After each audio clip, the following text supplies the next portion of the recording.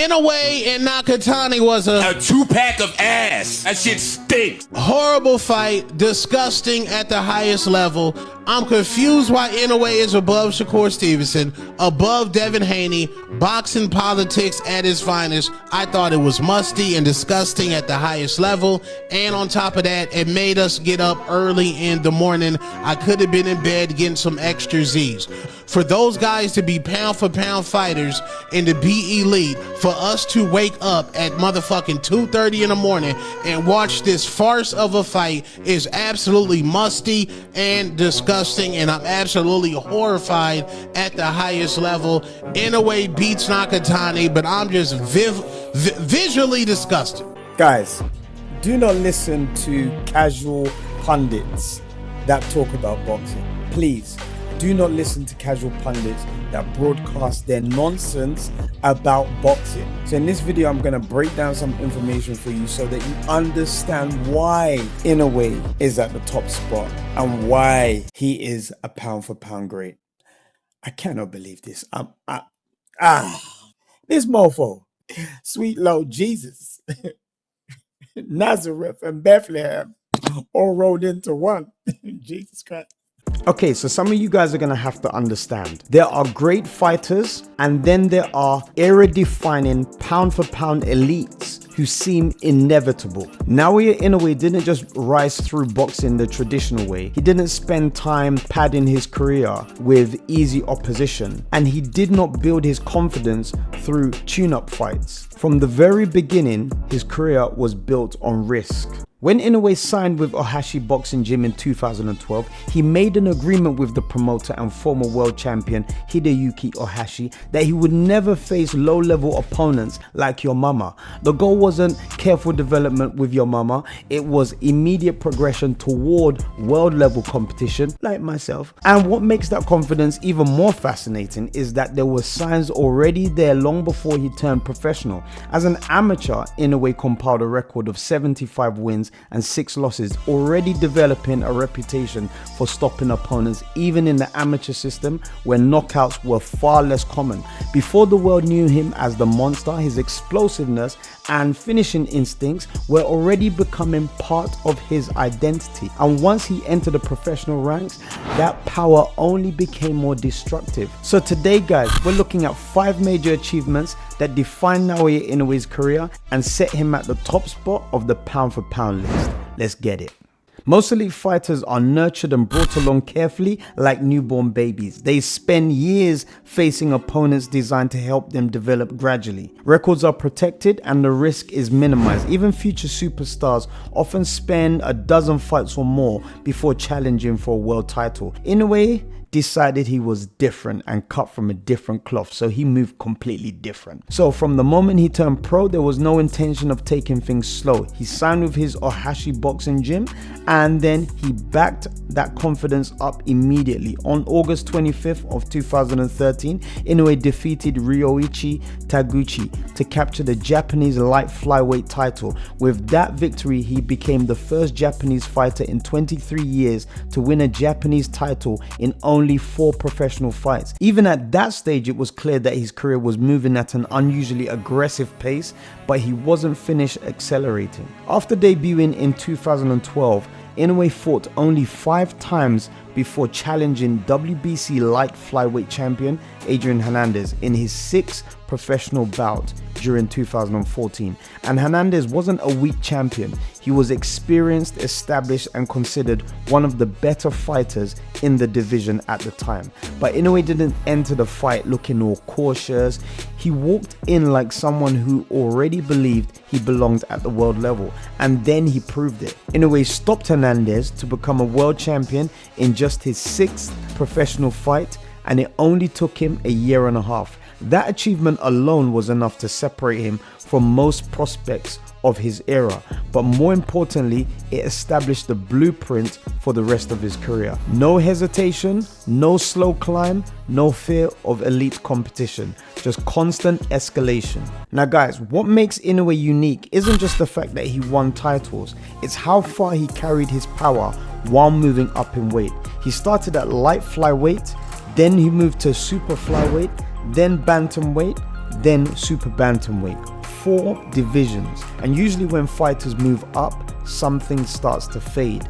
So you might start to observe the speed slightly dropping, the power becoming less overwhelming, opponents becoming physically harder to break down. But Inoue carried his identity with him through every division. At super flyweight, he demolished respected champions like Omar Narvaez in devastating fashion. At bantamweight, his power somehow looked even more frightening. And by the time he reached super bantamweight, many people expected his power and knockouts to slow down against naturally larger opponents. Instead, Inoue said, "Nah, arigato." He continued stopping world champions, and that ability to move through divisions without losing the essence of what makes him dangerous is one of the clearest indicators of true greatness, because Inoue's power doesn't feel dependent on size alone. It comes from timing, precision, balance, shot selection, and an almost perfect understanding of when opponents are vulnerable. Now, if there was one stretch that truly elevated Inoue into global superstardom, it was the World Boxing Super Series. That tournament gathered some of the best bantamweights in the world, and Inoue tore through it violently. Against Emmanuel Rodriguez, he delivered one of the most shocking performances of the tournament. Rodriguez was undefeated, highly respected, technically sound, and Inoue dismantled him in 2 rounds. Not just with raw aggression, but with terrifying accuracy. Every opening was punished immediately, but the defining moment of the tournament came against Nonito Donaire, because for the first time in a long time, Inoue was forced into real adversity. Early in the fight, Donaire fractured Inoue's orbital bone. Suddenly, Inoue wasn't just attacking, he had to think, he had to adapt or survive and fight through pain. And that fight revealed something important. Behind all the knockouts and explosive offense, there was also discipline, resilience, and composure. In that moment, Inoue didn't panic. He adjusted, he regained control, and then he won. For many fighters, greatness is measured by domination, but sometimes greatness is also measured by what happens when domination isn't possible and by the adjustments you take to claim the victory. Now, in the modern 4-belt era, becoming an undisputed champion is incredibly difficult. Politics get involved, promotional conflicts happen, mandatory challenges interrupt unifications, even elite fighters often retire without collecting all 4 belts. Inoue did it twice. First at bantamweight, then again at super bantamweight. And what makes the super bantamweight achievement even more remarkable is how quickly it happened. Most fighters moving up into a new division take time to adjust. They take tune-up fights, they test whether their power carries up, they assess how they respond to naturally larger opponents before taking major risks. Inoue skipped all of that. So he moved to super bantamweight and immediately fought unified champion Stephen Fulton, a fighter many believed would finally expose the limits of Inoue's size and power against an elite technician in a heavier division. Instead, Inoue broke him down and stopped him. Then in only his second fight at that same weight, he faced Marlon Tapales for the remaining belts, and once again, he won by stoppage. Think about how unusual that is.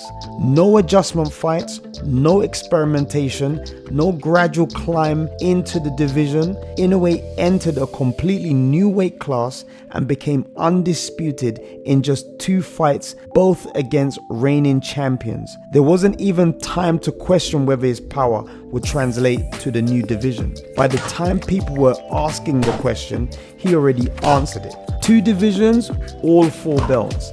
Now, very few fighters in boxing history have achieved that, and even fewer have done it while remaining one of the sport's most destructive finishers. Now, this might be the most defining part of Inoue's legacy.